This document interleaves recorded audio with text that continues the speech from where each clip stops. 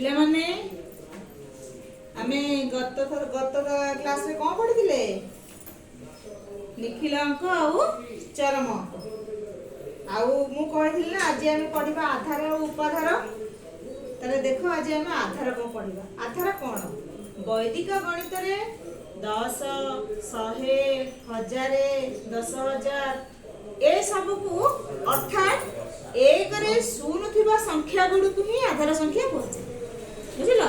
एक रे यदि शून्य अच्छी गोटे शून्य 10 100 एमती हुए तो एक रे शून्य थिबा संख्या गुड़ी को ही आमे आधार संख्या कहबा। मन नेला उपाधार कोन आधारर गुणनीयक और गुणितक गुड़ी को उपाधार कह जाय। आधार संख्यार जोड़ा गुणनीयक थाते और गुणितक थाते उपाधार कह जाय। जथा 20 30 40 50 तापर एमती 200 400 एमती आसले भी सेडा होची उपाधार। तापरे गुणनीयक भी हे परिबो कोन 100 रे गुणनीयक जेमिति कोन कोन अछि 100 रो 20 25 50 एडा सब 100 रे गुणनीयक ए गुडी को भी हमर उपाधार हे परिबो। तापर में अधिक जानिया पे हमें ऊपर श्रेणी की गले जानिबा। काली हम द्वितीय श्रेणी पाठ करबा तापर पूरक विषय सॉरी उपाधार विषय भी हम बहुत किछि जानि परिबा। तापर सुन पिले ये गला आधार उपाधार आ गोटे वैदिक गणित रे पूरक बोली गोटे संख्या पूरक बोली गोटे अछि।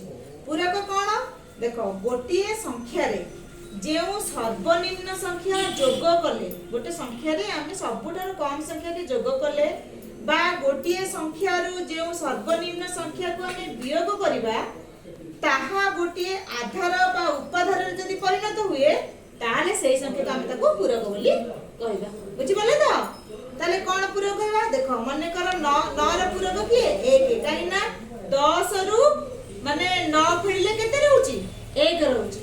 12 रे पूरक 2 सबुठार कम किए 10 रे पाखा पे कि आमे के अछि 2 अधिक रहउची ना 12 रु 10 गले 2 रहउची। 8 रे पूरक 2 8 रे मेरी 2 मिसेबा ताले 10 होउची।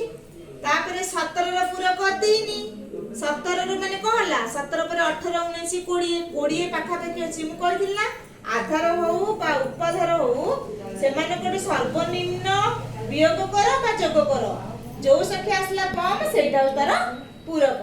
ताले 17 रो पूरक 3 केमि देसला 17 देखो आमे यदि 17 रे 3 जोग करबा ताले 20 आसीबो पाखा पे कि 3 सेति पई तार 17 रो पूरक 3 एटा जो 9 रो पूरक हैला 9 रे आमे यदि 1 मिसेबा ताले 10 हबो त 9 रो पूरक 1 बुझि पड़ला।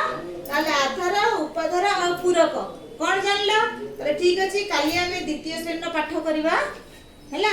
द्वितीय श्रेणी पाठ रे कोन अछि तमे आधार उपाधार पूरक रो क्वेश्चन आंसर जहा से करकेनी मते देखैबो।